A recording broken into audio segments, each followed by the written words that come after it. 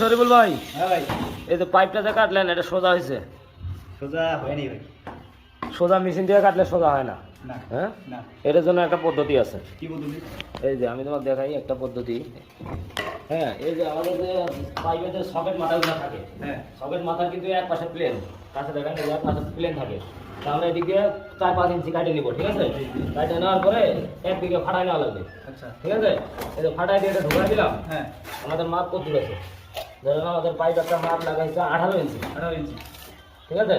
হ্যাঁ। এই পাইপটাকে আমরা এই যে 18 ইঞ্চি বসাই দিলাম, দিয়ে এই যে আমাদের পেন্সিল আছে না, হ্যাঁ, পেন্সিল। এই পেন্সিল দিয়ে ঘুরাই দিলাম, ঠিক আছে? তা হয়ে গেল।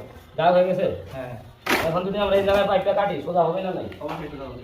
তো অবশ্যই যারা পাইপ কাটতে পারেন, মেশিন দিয়ে কাটতে আঁকা বাঁকা হয়, এই বুদ্ধিটা আপনার কাজে লাগাতে হবে।